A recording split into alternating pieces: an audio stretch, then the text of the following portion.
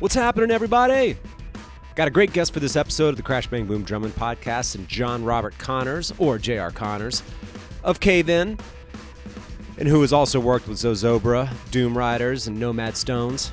But J.R. and I caught up while Cave-In came through New York and played the Bowery Ballroom in support of their new record, Final Transmission. And what a show it was. It was quite an emotional night indeed, and a great reminder of the adventurous spirit of the band and hearing songs over the 20-year history. What a night. Damn.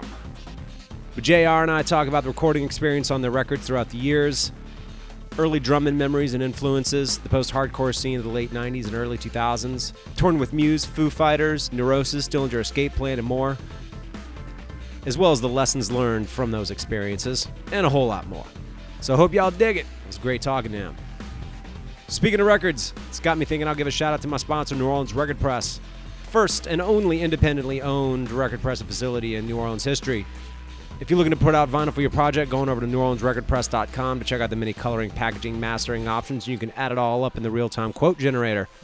Need assistance with design or packaging? They can help you with both, and they print both 12 and 7-inch records in both 150 and 180 gram variants, and they print small runs of 100 and larger runs up into the thousands.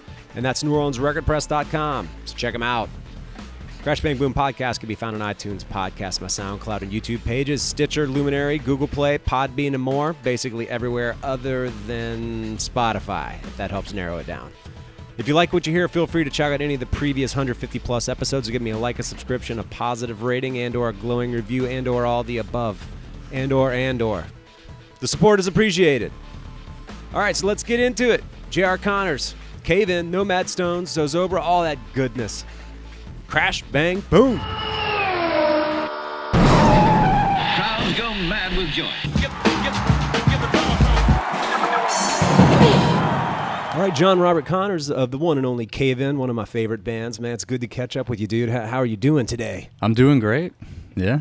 We're here at the Bowery Ballroom. I'm excited about y'all playing this show tonight, and always look forward to seeing any show here. And as well as I was telling you, the Williamsburg Music Hall is a mirror image of this club, and I always get confused as to which one I'm in. And you walk down to the bar, it's got the U-shaped bar. You go upstairs, it's got everything is trippy. They have stained glass here on the second floor, which lets me know that I'm now in the Bowery Ballroom. Yeah, you're in the right place. Yeah. But it's always trippy just even coming down here. I mean, I moved to New York 14 years ago, and I've lived in Brooklyn for so many years, and I just rarely have an excuse to come to like the East Village or Lower East Side, and especially the Bowery, other than maybe coming to a show here at the Bowery Ballroom. Right. So, hey, a good excuse to come back to the definitely. old stomping grounds. Yeah.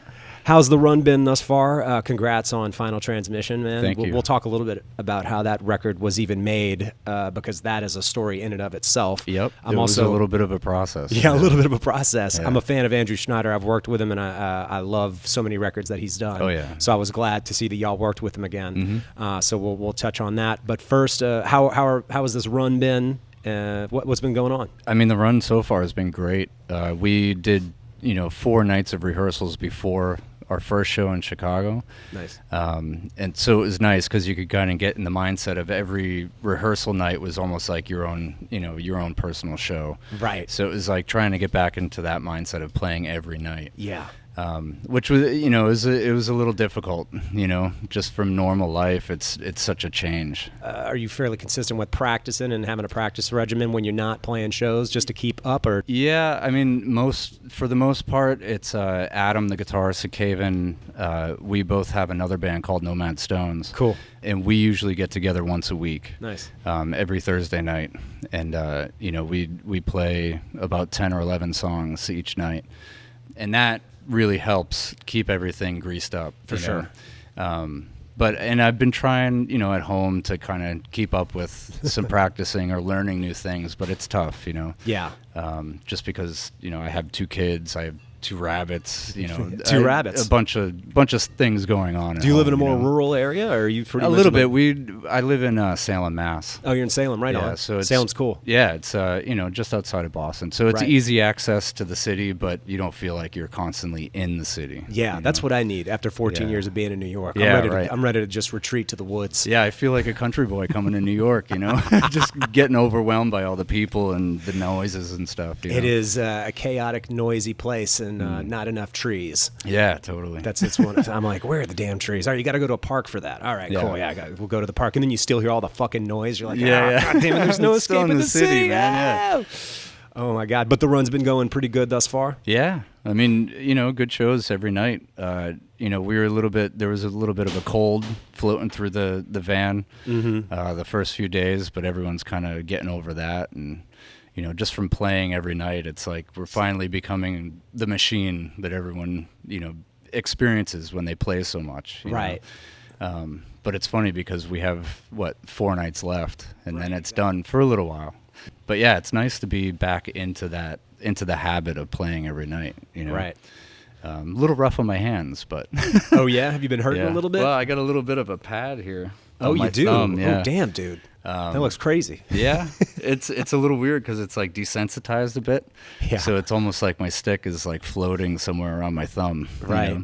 But it's all right. Yeah. With anything, especially as you age, it's great to just keep up with it to some degree because especially something with the physicality of drumming, you really realize it pretty quickly, and it could be on your elbow, your wrist, your shoulder. Just as you get older, if you don't just maintain it a little bit, if you just jump on it and go for it, shit starts hurting. Yeah. I mean, my knees, my back, my neck, I could go on about every part of my body, Yeah, exactly.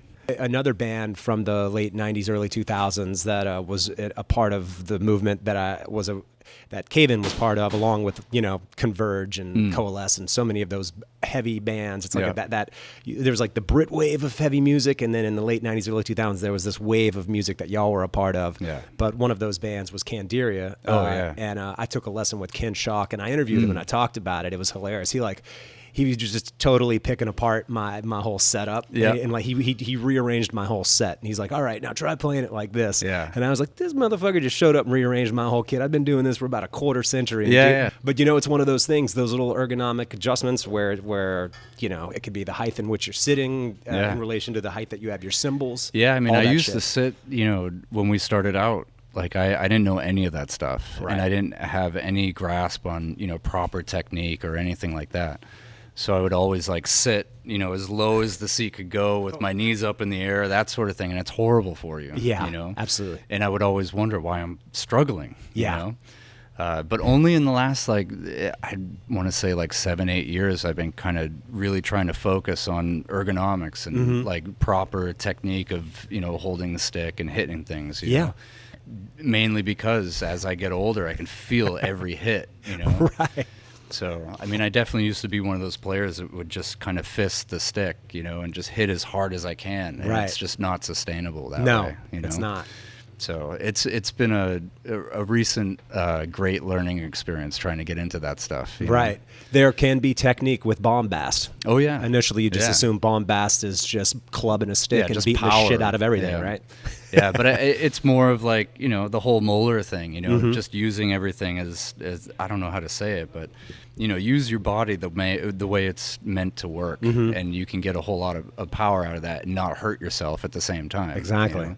Yeah. So I equated. This also goes back to Ken Schock as well, because when I would watch him, he was a guy that hit hard as hell, just a brutal slamming player, but had amazing fluidity. Yeah. Almost like it was martial arts or something. So I was talking to him. I was like, dude, did you come from a martial arts background or something? Because just watching you is crazy. It's all fluid, but super borderline violent. Oh yeah. Yeah, they were a great band to watch and play with. I mean, we did a few shows with them back in the day. But I'll definitely talk to you about back in the day, man. I'd pick your brain about some of the bands that y'all used to also I hope play I can with. remember it. I know, most right? Of it. I'll try to spark your memory and see what we can do.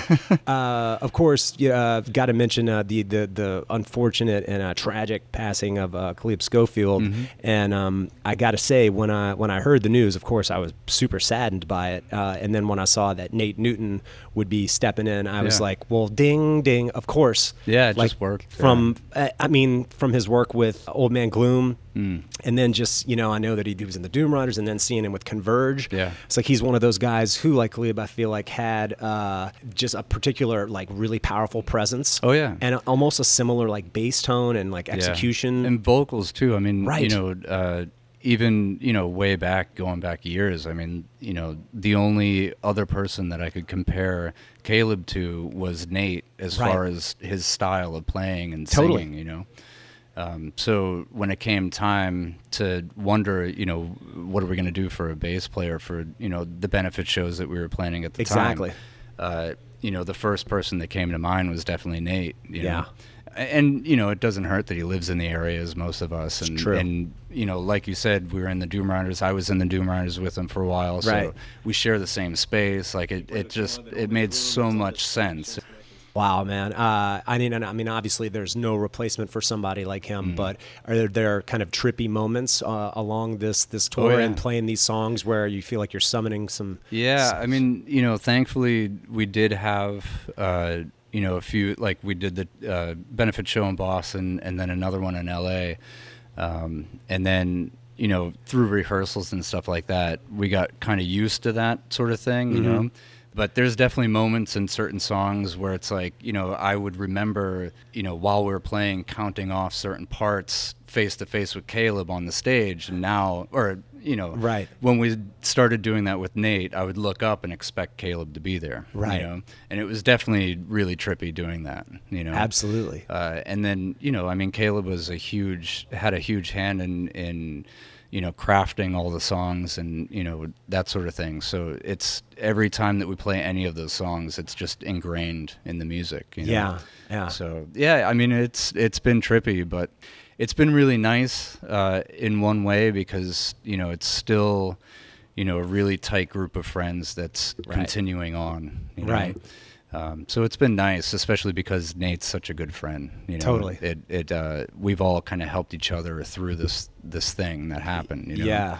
So. And I've heard some different accounts about how Final Transmission was ultimately put together, but for those that might not know, and some of the details, including myself, I'm not totally sure about. Sure. But essentially, and correct me if I'm wrong, there was some of the songs, not all of them. Well, he's on all of them, I guess. So on the ones that were released. So yeah. luckily, y'all had some 4-track isolated bass that then could be reamped or do whatever magic that Andrew did to keep that on there. And then y'all had to track instruments after the fact. Is that how? No, like there was no... so there were a couple... So as far as tracking after the fact... the only thing that was really tracked over top of it was some like guitar solos and stuff, and vocals. But everything else is just from us, being in the room together. What we would do before Caleb passed, we got together specifically over 2 weekends, spaced out quite far a bit. But we had the presence of mind, to try and make the demos sound as good as we could. That's good. Because we all kind of have an interest in recording, just home recordings. Right. So, we set up a couple of these, handheld digital recorders, hooked up mics to the drums, and had some nice mics on the cabs and stuff like that. How many mics did you have on your drum set? Do you recall? There was bass snare overheads, maybe something. Yeah. There weren't, on one session, there was no tom mics, and I think for the second session we did put tom mics on because we were learning as we were going. Right.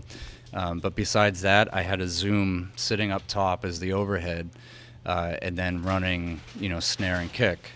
Wow. And that's it. And then, each cab had, I forget what the mics were, but they had, individual mics there. And I think we had another digital recorder that was set up just in the center of the room to kind of tie it all together. Wow.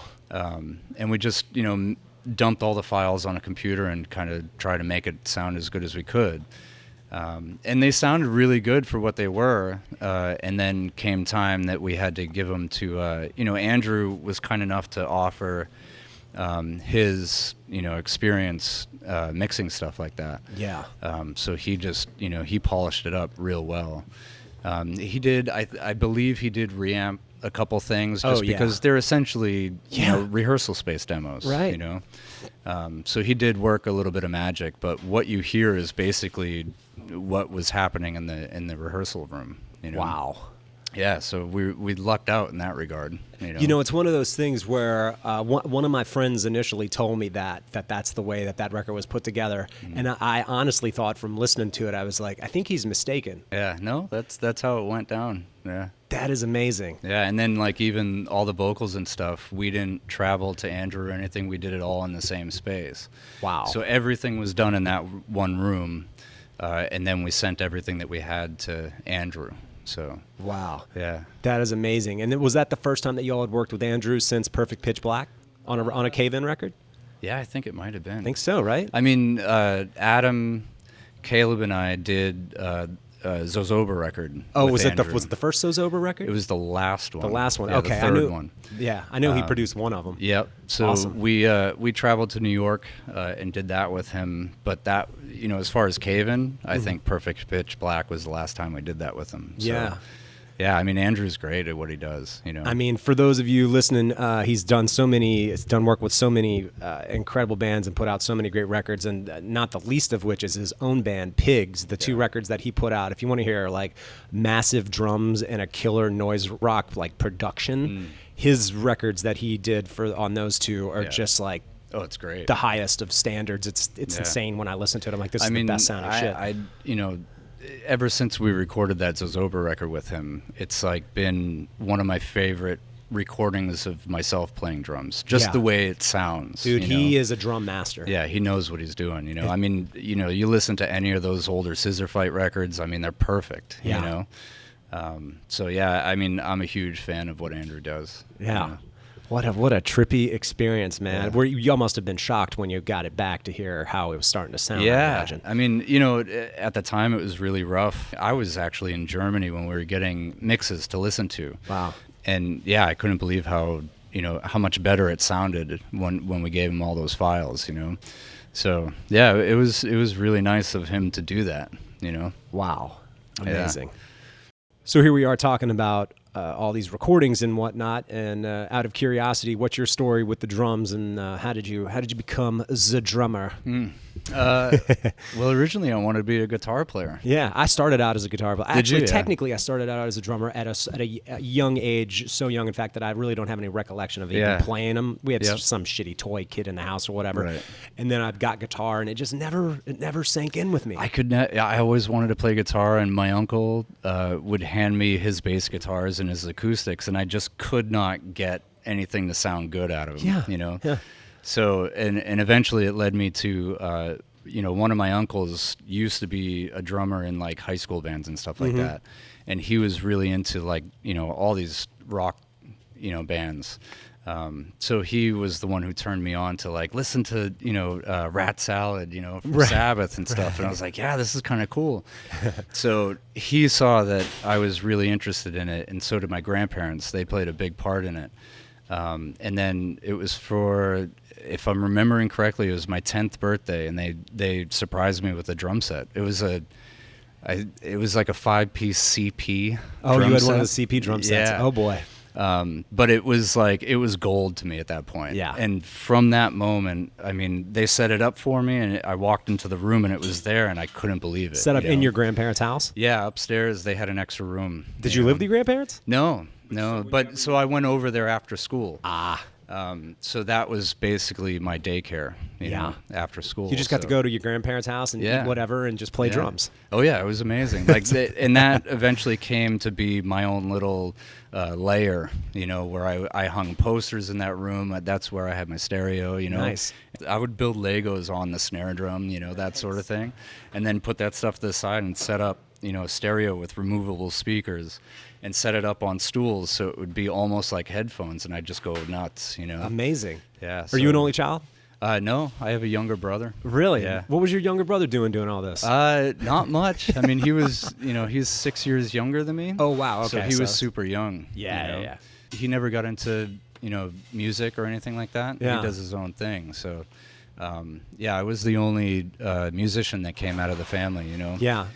So far to speak. I mean, my father used to play in bands. My uncle did, like I had mentioned. Right. But for the most part, I'm the only one who continued doing that through my life. I'm one of those kind of anomalies, I guess, because I talk to guys that are like, yeah, man, I grew up, my mother played, my father played, my grandparents played. They just grew up in these musical families. Yeah. No one played an instrument, to my knowledge, that I know of anywhere on Right. either side of my family. You know, there's also, on my mother's side, you know, we had a lot of family in West Virginia. Okay. And we would go down there every summer. And they would do these, like, great parties where they would invite everyone over to the house. They would cook dinner. And then after dinner, they would set up with acoustics. And there would be, like, 6 or 7 people in the room playing acoustic and singing songs. That's awesome. And my uncle, you know, he was the one who tried to get me into playing bass. So I would sit there and play, like, the Really? that sort of thing, Yeah. country songs. Right. You know?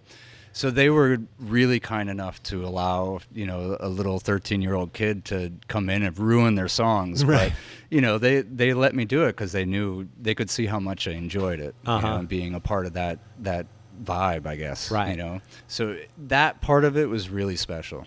you That's know? awesome. Yeah. Well, it sounds like you like many people, or I should say our age. I know we're pretty close in age. Grew up probably listening to a good bit of classic rock and whatnot. Oh, yeah. But then ultimately you end up playing Cave-In. Was there a switch in what you were listening? Did you get into like hardcore or post-hardcore or punk? How did Cave-In even become a thing for you? Well, Cave-In was, Cave-In started when I was probably 17, somewhere around there. So there was a big gap there. And actually, Adam was in my first band, if you want to call it that. But Okay. It was basically my drum set and his acoustic guitar. Nice. It obviously didn't work that well. And then, we had met Steve at the same school, and we started bands together, just in our local area. And it was right around the time where, Nirvana broke, right at the cusp of all that grunge era. Right. So we started, a couple of grungy type bands, and just through that, a lot of our friends would always play music together, and we eventually morphed into Cave-In. There was a band right before it that was called System 3, but that basically the core of that band turned into Cave-In. Did you and Adam, did y'all go to school together? Is that how you knew each other? Yeah, Adam and Steve and I went to the same schools since I've known Adam since the end of 6th grade, and then we met Steve in 7th grade. Amazing. So, yeah, it's been forever. God, that is wild. When did Caleb come into the picture? That was after, so we went on tour. That was the first Cave-In tour. It was a week down to Florida and back. How did that go? That was shit interesting. show? Yeah, it was definitely a shit show. A bunch of kids in a van not knowing what the hell was going on, Just maps and all right, I hope we're going in the right direction. Yeah, totally. And his band, Strike 3, he was actually the vocalist in this band, and they were like a hardcore band. So we met through that. And then while on that tour, he picked up a bass one night and started playing bass, and we're like, man, you could play bass. We didn't know that he did anything but, vocals. So once we got back from that tour, we had a change of bass players before, through, and then after that tour. And then when we were looking for bassists, we were like, we remember Caleb playing bass on the stage, like at soundcheck, like. Let's invite him over, So we invited him to Steve's parents' basement. Wow. We just, I guess, jammed with him. And, we figured this is the guy. Really? He could hang with us. He played, amazingly. Yeah. He was probably the best bass player that we knew at that time. So, yeah, that's how that started. Wow, man, it's amazing to think that you were as young as you were on those records. And I mean, I listen to that, and I think the drumming sounds pretty good. I listen to my early demo tapes. It's embarrassing. Yeah, I mean, I think that's the case with most people when they hear their own early stuff. I mean, I go back to those early stuff, the early songs and records and stuff, and I'm like, ooh. My timing could be better. I could be doing these things differently. You've run through that process in your head, but that's the way you grow as a musician. You make all those mistakes as you move along, and then you take, you get excited for what you record and listen back to, and then you're like, all right, well, for the next one, I got to be better at this certain aspect, And then you just kind of grow that way, At which point did you start doing double bass? Because, there's some pretty good double bass stuff happening on some of those early Cave-In records. That was pretty much from the beginning. Really? Okay. Yeah, because we were doing, I started the double bass thing, in the band previous. Oh, okay. So you had a few years up to that point. Yeah, well, maybe not years, but yeah. It was like a quick succession of bands. But yeah, I started, I tried double bass before that a little bit, but yeah. And I still to this day, double bass is pretty difficult for me. It is, yeah. It's just one of those things. I'm always I grew up as a rock drummer, right? And then when everyone started getting into metal and hardcore and stuff, double bass became the thing, obviously, and I had to learn it at that point if I wanted to keep up with everyone, right? So I tried my best, but there's definitely moments on some of those recordings where I'm like, man, that's so sloppy, where the time is just up and down, Well, it's a funny thing because, I mean, if you go back, and I think a song like Moral Eclipse, for instance, is always considered kind of like a hardcore classic. Yeah. And around that time, I remember when I first heard that record, maybe a little bit later after y'all had put it out, because it was probably the early 2000s. But at that point, there was that wave of bands, like Coalesce, Cave In, Converge. On the Northwest Coast, you had Botch. Yeah. Macedon came up maybe a little bit later. Dillinger had started in the late 90s. And a big one for us was Grade. What band? Grade. I don't think they were from Canada. I don't think I even know that band. That was a huge influence, at least for the double bass hardcore style of drumming. I mean, that drummer, unfortunately, I can't remember his name, but they were doing some crazy double bass drumming that I was like, man, I got to rip that off, Right. And so on, the compilation, I guess, of songs right before Until Your Heart Stops. Beyond Hypothermia. There's definitely, a lot of those songs where there's double bass in them. That was definitely where it came from. Gotcha. So once y'all release Until Your Heart Stops, and like we were talking about Moral Eclipse and that whole phase, were you playing with some of the aforementioned bands? Were y'all playing? Because, I mean, to me, it feels like it was a scene. Yeah. Oh, it totally was. I mean, that's when we started really doing shows with Converge. Yeah. Dillinger was around at that point, When you saw Chris Pennie for the first time, were you like, holy dude, shit? He was so sick, man. I couldn't believe my eyes. Me neither. I couldn't believe it was real. Yeah. When we were touring with them at that time, he was one of the first drummers in the scene, so to speak, that, he was learning other styles outside of metal and rock. Totally. Electronic. He was the first one to show me linear drumming and stuff like that. I was like, man, it's a whole different world of drumming that I had never experienced. Right. Or at that time, it was very untouchable to me. Yeah. I was like, you're like a phenom, dude. And he was. Yeah. I mean, was. He was a great drummer to be on the road with. Oh, I bet. Yeah. I would have loved picking his brain. He's one of those guys that to this day I'm dying to talk to. Yeah. Because I talk about it all the time. The first time that I saw them, they had, I don't even know if Calculating Infinity, maybe it had just come out, and they did a run where they were opening up for Mr. Bungle on the California tour. And I saw them on that, not knowing anything about them. Just, who's this band, Dillinger Escape Plan? I'll show up, check it out. I can't wait to see Mr. Bungle. And then I see that, and like I'm telling you, and it sounds like you experience as well, I was just like, what the fuck did I just see? Yeah. I couldn't believe it. It's literally mind-blowing. It didn't seem humanly possible. Yeah. And then, years later, I've kind of studied what he was doing, and there's lots of stuff that I don't understand. I understand some of it, maybe, but I also still have incredible respect for the language that he created and how he influenced so many people going forward. Definitely. I mean, I think that was a big part. I don't really know him on a really close personal level, but from what I experienced and what I saw, it was because he was incorporating all this different learning into what he was doing in a metal band. Yeah, totally. So I think that was the secret with him. Right. He was learning so much all the time that it's just, you can't help but become amazing. Totally. Totally.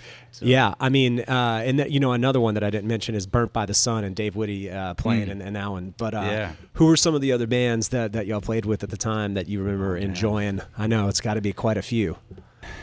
Definitely a band called Ire. Okay. They were also from Canada. But it wasn't, the drummer was great in that band as well, but it was more, at that time, it was more about the feeling that you got from that music and the surrounding, now we say scene, but the way people got together and it was like a community, right? And that's how that whole thing was based at the time. But honestly, at that point, I was still very much like a rock and roll kid, very much into grunge, So a lot of that at the time, a lot of the hardcore influences and stuff were coming from the bands that we were playing with, and also just from my bandmates, essentially. Yeah. You know? So they had a lot of ideas on what to do with the drums, and I learned through my bandmates. Interesting. For that style of music, really. Yeah. So, yeah, I mean, that's hard to think of back in those days, man. It seems like another life. I bet. Yeah. Were there any particular shows? I remember talking to John Syverson from Daughters and talking to him about sort of the early runs they did on their first record. And he told me a hilarious story about playing in a driveway. And like as he was hitting his cymbal stands were like falling away from him and shit like that. Yeah, we had a couple of shows like that. There was a place called if I'm remembering correctly, a place called the Pickle Patch in California. The Pickle Patch. Yeah, it was this kid's. Actually, it was Steve Aoki. Really? It was his apartment. It was like this really tiny apartment in California. I've heard him talk about how he would throw on like hardcore shows. That's we amazing. Pulled up to his front yard and loaded all our shit into his living room, essentially. Come the couch on. was still there. Like What? The kitchen was behind us. And that's where we played with that band Ire. Oh, okay. And we actually played a few years later with the original formation of ISIS there too. Oh, wow. So that all happened at that place, you know, and it was a great spot because it was just a bunch of kids coming into this guy's living room to, have fun. That's amazing. You know, other places like there was an old squat in Philly called Stalag 13. Mm-hmm. We played there a bunch, and that place was just it was a crazy experience. You know, it was literally a squat in the middle of like one of the most horrible places in Philly. You know, like neighborhoods. Yeah, I bet. I mean, like homeless people would be wandering into the door and like dancing with like all the other kids there, you know, like it was such a weird scene, you know. Amazing. So yeah, I mean, there was definitely moments like that all over the place. You I know? bet. But those two definitely come to mind. But I guess later on, one of the best bands that we actually took a lot from and learned a lot from, just about being on the road and how to present yourself and conduct yourself, was Neurosis. Oh, wow. Right when Times of Grace came out. We did a few shows with them. I think it was like a week, maybe a week and a half tour, and then a few shows after that. And it's just the way they conducted themselves on the road. It was like, man, these guys know what's up, you know? Okay. But they had been around forever at that point. Absolutely. You know? Oh, yeah, yet another like hugely influential band to so many bands. Yeah. Yeah. I mean, every band that I know, personally, and the people that, I play music with, it's like one of the go-tos, Absolutely. Neurosis. Absolutely. So, we're talking about all the like the hardcore era of Cave In, and then y'all take a bit of a left turn with the EP Creative Eclipses, and then ultimately Jupiter, and then the one of the probably the poppiest production of all the records, the major one y'all put out, an Antenna. Yep. What preceded the said left turn?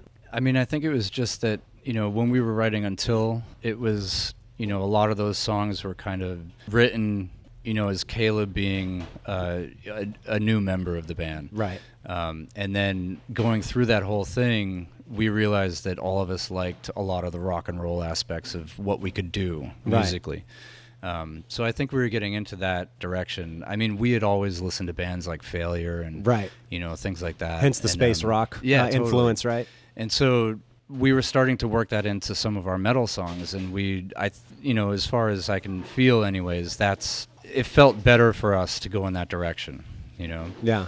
I think we felt more comfortable doing that stuff. Yeah. And so with Creative Eclipses, we kind of, experimented with that stuff and got more familiar with it and more comfortable with it. And then when Jupiter came around to write that record, we just kind of said, fuck it, let's just, play what feels right, It took some balls to do that, for sure, given the expectations, I guess, that with the fans that you had up to that point. It was really, until that record came out, I don't think we thought of it. Right, you were just like, this is what we like doing, we'll do this. We were more comfortable playing that stuff. Yeah. So we just went for it. And then, the whole thing where, fans who really like the Until Your Heart Stops sound, they just got really, it was a very polarizing experience. Oh, I bet. Yeah, I imagine y'all dealt with some blowback from the original fans. Yeah. Were y'all dealing with it live and people? Yeah, fucking... I mean, people, the heckling, the screaming at us. Yeah. I mean, people, some places spit on us and shit. Like we totally got bullied because we changed our style. One of the things that John Syverson said from Daughters, because they changed theirs as well, and in fact to this day they don't play anything off their first record. Yeah. And he said he realized that one of the lessons he learned there was like, you don't fuck with people's metal. Yeah. And if you do, they're gonna have a problem with it. And it seemed more so back then too. It was a very closed door sort of thing. Mm-hmm. Nowadays people don't mind if you're mixing and matching all kinds of different styles. Right. But then if you were a hardcore band, it was not cool to be anything else. You had to stay kind of in that lane. Right. So we found out that the hard way. Nice, man. So for those of you that have noticed significantly less background noise, we relocated. So hopefully this will work out. Yeah. So picking back up, Jupiter comes out. How was that received? And at that point, had y'all maybe lost some of those early hardcore fans that maybe were pissed off about what y'all did, and maybe some newer fans were starting to show up? Or yeah, definitely. Like I said, it was very polarizing. So we had a lot of the diehard hardcore metalheads kind of shun us. Right. But at the same point, it led to a lot of other people because obviously the music is a little bit more accessible, Yeah. So that definitely brought in a new group of fans, Right. So it was like, it was probably 2 years, 3 years of fan transition. Mm-hmm. But eventually I think people started to understand what Caven were, what we were trying to do. And it was, we didn't want to be stuck doing the same old stuff all the time. You. We just figured we would keep going and forging ahead, and people started getting it, and they started coming along with us for the ride, Right. So now, thankfully at this point, the people who do like Caven can kind of expect that every record, every release is going to be slightly different. Yeah. So yeah, I mean, it was a very strange time. It was kind of a pain in the ass, to be honest, but we got used to it, and it was great for us to have that experience because it made us, grow thicker hides, Mm-hmm. So yeah, after Jupiter comes out, you end up going from Hydra Head to, was it RCA? Yep. And then RCA you end up doing Antenna, which was, I would say, probably the biggest, poppiest production of all of those. Definitely a major label record. Right. As far as we could make one. Right, exactly. And I mean, the guy that y'all worked with, I was looking at who he's worked with, and I mean, he's done everybody from Mars Volta to Muse to all kinds of amazing records that I totally dig. So. Right. Yeah, I mean, Rich Costi, yes. Produced that record. Yeah, that was a very strange time. We had, very much been through the ringer as far as looking for labels, meeting all kinds of people. We tried a bunch of different producers, just doing one song here and there just to see if we liked working with these people. Right. And then, we met Rich. He was a great dude. And it was a crazy experience because, for that record, most of those songs were very different in demo form. And we spent, probably 3 weeks before we went into the studio just hashing out songs, arrangements, that sort of thing. First time that I ever, had to try and work with a click track, that sort of thing. Oh, wow. That was your first time? Yeah, it was very difficult. Were you able to do that in the pre-production at least when you were working out the songs? Yeah. Did you wait? Okay. Yeah, I bought like this little drum machine and hooked it up to a mixer, and that was my click. Right on. I got a free drum machine out of it. That's good. At least there was that. Yeah. When you first started playing along with it, you were like, oh, shit. Yeah, it was, the whole thing where you lose the click, and it was really difficult when you first learn how to play with a click that, once you lose it, it's hard to get back onto it, Nowadays I can pretty much work with a click, no problem. Right.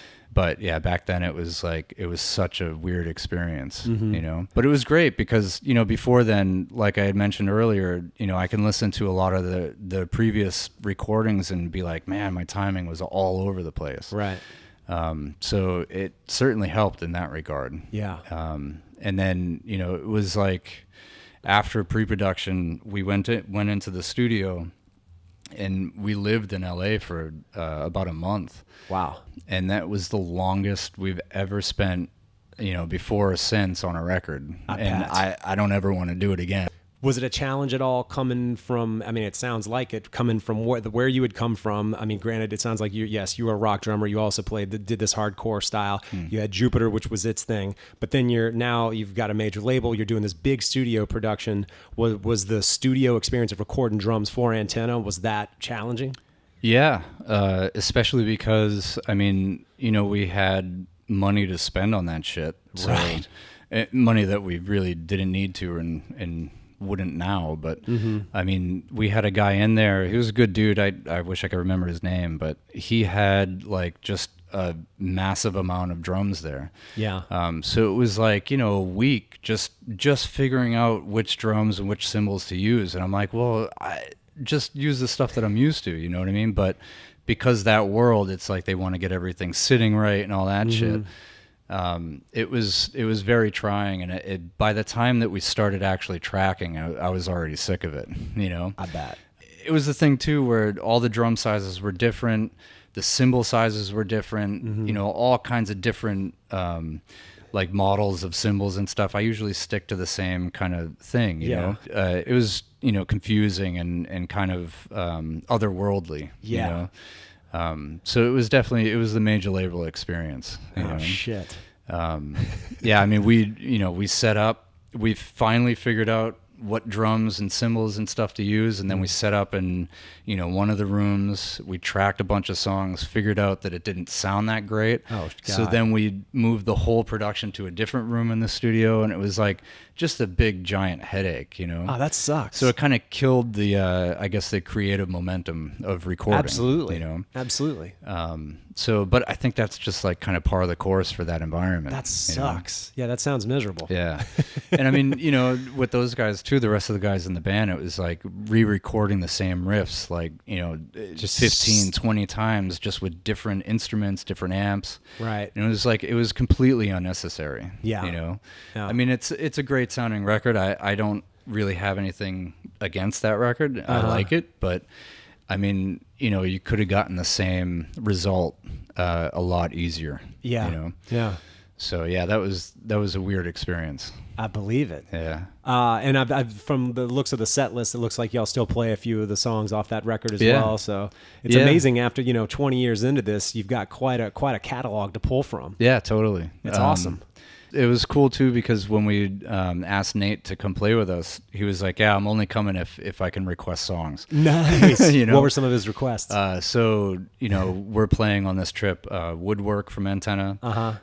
We're also doing Joy Opposites. Oh, by the way, that song, when I hear that, really reminds me of a Sunny Day Real Estate song. Oh, I love Sunny Day. Yeah. I'm glad you brought that guy was a huge influence on me. Will Goldsmith? Yes, Will Goldsmith. He and I had the same birthday, July 4th. Oh, nice. Yeah. He was such a good drummer. It's badass. I could totally hear his playing in yours. I never made the connection until now, but it's big and big, powerful. And like recently, gearing up for these shows and stuff, I was digging through old records and stuff, and I put on a couple Sunny Days records, and I was like, man, I like ripped this guy off hard. Like a lot of that stuff, I'm like, man, he was more of an influence than I actually realized. It's sometimes you realize that only in hindsight. Yeah. Right? For me, in his playing, especially the latter two, How It Feels to Be Something On and Rising Tide. Rising Tide is like in particular favorite. the song One. I believe it's the second song One. That's the one that reminds me of Joy Opposites. Yeah. There's like even the guitar sounds are wildly similar. I'm like, dude, this is like a Cave-In Sunny Day Real. This is fucking awesome. I mean, that's one band that we all agreed on and all would constant rotation sort of thing. Nice. So now, I tell you what, Will's playing on the Fire Theft record. I don't know if you're familiar with that one, but it's basically Sunny Day. I mean, it's him and Jeremy. Oh, cool. And Jeremy played pretty much all the instruments and sings. So it's like this other Sunny Day Real Estate record that you just never heard. Oh, and then you hear it, dude, they're fucking amazing songs on there. I know. I was really upset that it didn't work out with him and the Foo Fighters. I know. That talk about an unfortunate story there. Yeah, I mean, I don't want to get involved in it. I don't know those guys, but yeah, it's too bad because I was really excited when I found out that he was going to be playing with Dave in that band. Absolutely. So was Dave initially. Yeah, that's the whole reason why. Yeah, just didn't turn out right in the end. Yeah, right. Fucking A. Well, I guess after y'all put out Antenna, it sounds like from that y'all got to tour do some pretty big tours. Did y'all go out Muse at some point? Yeah, we went out Muse. Muse kills live. That band is awesome. They were amazing, yeah. Actually, Rich Costley, the guy who produced Antenna, went on to record, I think, the Absolution record from Muse. Which is a badass record. It's so good. We did I want to say almost a month with them in Europe. Wow. Some of the biggest shows we've ever played was with Muse. And then right around that same time, we got the opportunity to tour with Foo Fighters. Amazing. So I think we did maybe a week and a half, 2 weeks in England and Ireland with them. Nice. And then we did a couple shows on the West Coast down to Texas with them. Wow. Again, one of those, it was like almost like being on the road with Neurosis, but different times and different level of experience. Totally. Where we learned so much about being on the road in that environment, in that particular environment. Absolutely. I mean, the Foo Fighters especially, that was amazing because all the guys in the band were really friendly with us, very down-to-earth guys. Yeah. And their whole crew treated us like we were a part of their whole family, So it was a great experience. Yeah. The band was very kind enough to let us come hang out on side stage almost every night and just sit up there and hang out with them while they were playing. That is beautiful. It was like one of those almost like dream come true moments. Totally. Sounds completely surreal. Yeah, amazing. Totally surreal. Fucking A, man. Well, then after that, and I mean, I guess that's the irony. You do this big production record, but then you end up touring with these two huge bands off of that. But if I had to pick my favorite Cave-In record, once again, I already said that I'm kind of partial to Andrew Schneider. Sure. But Perfect Pitch Black, I love. There's so many songs off of that record. And in particular, once again, huge drum sound, super crack and snare. Out of curiosity, do you remember what snare you played on that record? I think actually... Can I guess? Yeah. Was it by any chance a Pearl free-floating snare? Nope. It wasn't. Were you playing like a Kevlar head on it? Nope. Well, what was it? All right, then I'm totally wrong. That one was just a Black Beauty. Oh, it was a Black Beauty down in the basement of the studio that recorded in New Alliance in Boston. So only the greatest sound and snare drum out totally. there. Okay, well then I guess I should have just gone straight to Black Beauty. Holy shit. Although I have used Kevlar heads in the past, and they just wreck my wrists. Absolutely. It's like hitting concrete. Yeah. If I'm remembering correctly, that was a Black Beauty. Nice. How was the process of working on that record? And I mean, there's, like I said, so many great songs. World Is In Your Way, all the way to the end, Screaming in Your Sleep, badass, trepanning, droned. Yeah. Fuck, dude. I mean, that was definitely our way of saying, fuck you to the major label What world. a great fuck you it was. Yeah. Because I think it sounds, it's even cooler sounding, and you didn't have to wreck yourselves to record the damn thing. Yeah, totally. Just because we went through the ringer, being in the major label world, and then on the Muse tour, actually, we started playing some of the Until Your Heart Stops songs. And they had no idea that we used to be like a metal band. Whoa. So it was very, they would kind of get upset with us for playing these songs. It's like, that's not what you're here to do. Right. And at that point, we were just like, we were sick of all that shit. And we were like, big middle finger to you. Yeah. So we took that attitude, and we had just parted ways with RCA, and that was our way of saying, go to hell. We just did whatever the hell we wanted to, wrote the songs how we felt they should be written, and that's where all those songs came from. Yeah, it's great, man. And I mean, once again, I feel like some of the maybe the really kind of produced drumming that you experienced in doing Antenna, I feel like going forward, maybe you didn't have to labor over it so much, but it sounds like it might have impacted your playing. And, it definitely did. Yeah. I mean, playing, we went right out on the road after Antenna was recorded for almost 2.5 years. Wow, really? Come home for like a week or two between going to Europe and then coming back to the States and just back and forth. Wow. So, I mean, we were machines at that point. Damn. And working with a click too, it was like it improved my timing so much. So when it came time to record, material after that, it was definitely easier.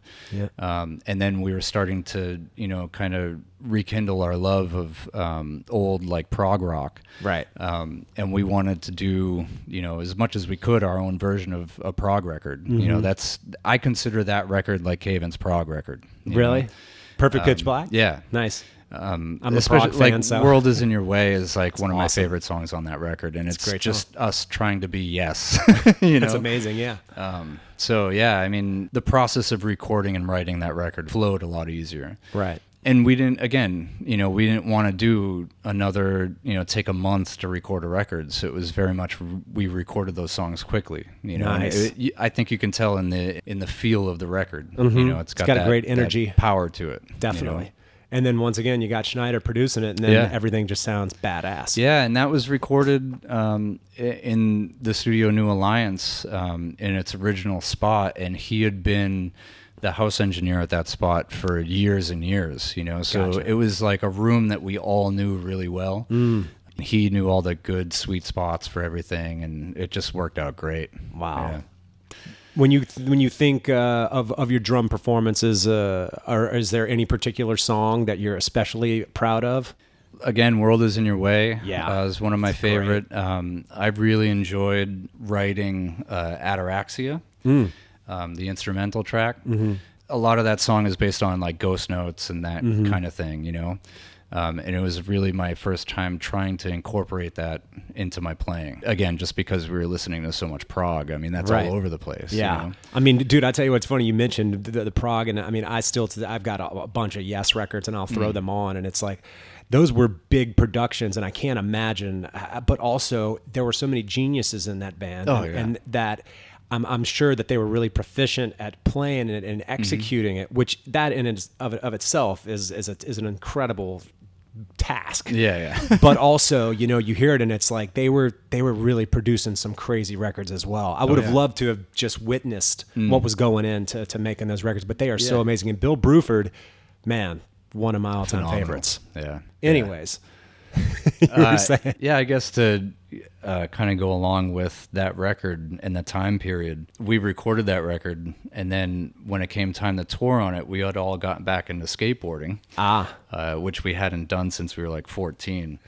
And, you know, that turned out to be a bad idea because like literally a week before we were going to go out on tour for that record with Converge, I fell on the skateboard in a fucking bank parking lot and broke my wrist. Oh, dude. And I convinced myself that it was just a sprain because I knew that we had this month-long tour coming up. Oh, boy. So, you know, I didn't go to the hospital or anything like a dumbass, and eventually just ended up going on tour for a month. Are you serious? I played all those Perfect Pitch Black songs with a broken wrist. What, dude? Yeah. I would just wrap it up really tight. You know, I would still fist my sticks. So, I mean, it hurt like hell, but I learned how to, your body adapts, you know? Yeah. So I was able to get through it, but that's like one of the things that when I think of Perfect Pitch Black, I think of that tour because it was such an experience in that way. I literally just talked to Mario Rubalcaba, who plays in Earthless and was a famous skater at one point, and I had the same discussion about skating near or during a tour. Yeah. And I know, like, one of my friends is in a Brooklyn skate band, and they go on tour and they skate. They do it the whole time. And I'm like, I suppose at a certain level, you can maybe pull that off. Yeah, but, I mean, if you're real comfortable on a board, I'm sure it's just fine, at a particular, like, draw level. I think as shows and more tickets and more expectations happen, that is maybe not the best idea. Yeah, that shouldn't be your priority. Right. And Ian Mackay from Fugazi, going back, Minor Threat, et cetera, told him, he was like, I love to skate, but I'm not doing that shit anywhere near a tour. Because if I fuck up, I've got 3 other faces that are dependent on me to be there. And people that, you know, he's a hardcore dude. Right. And he was like, so I'm not fucking around with that. Yeah. And Mario was like, all right, I get it. Right on, bro. Yeah, I mean, it was a really bad choice to do that. Because I was never really good at skateboarding. I just liked to, you know, all I could do really was ollie. You know, that's it, you know. So I had no business being on his fucking skateboard a week before a tour. That's amazing you made it through it. I got in a barroom brawl and broke my right hand. Yeah. And in the particular way that it broke, I mean, I was in a cast. There was no way that I could have played. Yeah. I could not have pushed through I mean, it. I broke a small bone in my wrist and then, like I said, wrapped it up real tight so it wouldn't move too much. And I just kind of, you know, used a lot more arm to get everything going. And so what I remember from that tour is just a lot of pain.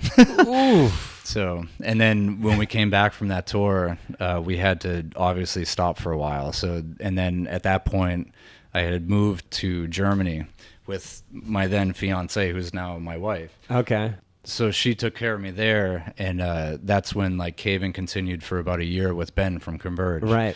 So at that point, that's what I remember of that time period. Yeah, it was you're like very living difficult. in Germany, playing a tour with a broken wrist. Yeah. So Wow. don't do that though. Don't Anyone do that, listening, kids. don't do that shit. Yeah, absolutely, man. So there's been some hiatuses and some extended periods of like inactivity as far as just Cave-In was Yep. concerned, and it sounds like y'all have all have your lives and have gone, in your case, Germany, whatever. People go different places, do different things. Life happens. I guess y'all got back together, and White Silence came out, and the production on that is wild. That's like a super gritty, like kind of dark, crazy sounding record. That was all homemade. Okay. Totally DIY. We had a little old Pro Tools set up in the rehearsal space. Yeah. I didn't use any of my drums. I used my buddy Q's drum set. The heads were really used up and stuff. It was really like low budget. Right. You know? Once again, there's some great songs on there, and I know Yeah. y'all are playing some of those tonight too. Yeah, we're playing some of those. Yeah. So that was a cool experiment. Those were done in the rehearsal room again, with a shitty little Pro Tools rig. And then, some of the later songs on that record, we did it kind of Beatles style, where we recorded, bits and pieces of the elements in those songs. Wow. And that's why they kind of sound so weird towards the end of the record. Yeah. But, at the time we were kind of learning how to be in a band together again, because Right. it had been, I can't remember how long, but like I want to say like 4 or 5 years before we even got into the same room together to play music. Wow. So it had been a while. And it, previous to that, between the time where I came back from Germany, had my wrist operated on, and when I got back, they were, at that point, I think Caleb had moved away and had his first child. And around the same time, I had my first child, but then also joined Doomriders with Nate. Right. So I had been busy with Doomriders doing that. So it was like a good 5 years before Cave-In got back together again. Yeah. And so we did the EP right before that called Planets of Old. Mm-hmm. And it was literally just us, getting in a room together trying to figure out how to write music again. Yeah. Well, it's interesting. I mean, no matter what y'all did, this sort of Cave-In kind of became this beacon where y'all ultimately would still come back to it. Yeah, I mean, it's home. Yeah. I We'd mean, you've been doing it for so long. Holy shit. And known each other for so long. Yeah. Grew up as kids together. Yeah. Unbelievable. Yeah, I mean, it's like that cliche thing, you're in a band for that long, it's like you're married to these people. Yeah, exactly. And you're going to have ups and downs. Oh, yes, you will. So we got in the room, tried to figure it out, and that's the product was Planets of Old, and then White Silence. Yeah. So damn, man. yeah. Right on. Well, shit, man. I mean, I guess going forward, what do y'all have going on? Are you going? I know y'all are going to do a Europe run. Yep. And you got a West Coast run. We're as doing well, right? Yeah. After this, we go home for a couple weeks, and then we go out to the West Coast for 2. The only other thing is that we're going to Japan in February, the beginning of February. That is going to be wild. Yeah, it'll be nice. Have y'all been over there before? Yeah, we've been there. So I've been there 4 times, once with Doomriders and then 3 times with Cave-In. Nice, So dude. this will be my 5th, and I'm so excited. I Really? love Japan, yeah. That's amazing. Yeah. Do y'all have some days off to where you can actually go see shit? Or? Yeah, there's actually one day where I think we're going with the old Man Gloom. Nice. And I think they have a show where we're not playing, and I'll be able to kind of, get around. What see is some Old things. Man Gloom going to do in the absence of Caleb as well? Is it Nate moving over to So bass? Or no, so taking another bass? Steve is playing bass in that band. Ah, there you go. Yeah. See, it all works out in Oh, the yeah. end. Yep. It's just which chess piece are we going to move into what Yeah, band? exactly. And yeah. That's amazing that it all works out. Yeah. Right on, man. Well, it was great talking to you, dude. thank Appreciate you. the time. Totally looking forward to seeing y'all tonight. And I'm excited about hearing all these songs from over the years and, all the ups and downs and members and whatnot. And, you still have this cohesive set over all these years after it's all said and done. We try and make it work. I think you're making it work, my man. Yeah. Well, thank you very much. Yeah, dude. Good talking to you. Yeah. All right, everybody, thanks for tuning in, and thanks to JR for rapping. And, of course, the one and only Chris Maggio for helping connect us. No shortage of awesome dudes right there. We'll catch y'all on the next one. Stay tuned. Be on the lookout for every Monday. Crash, bang, boom.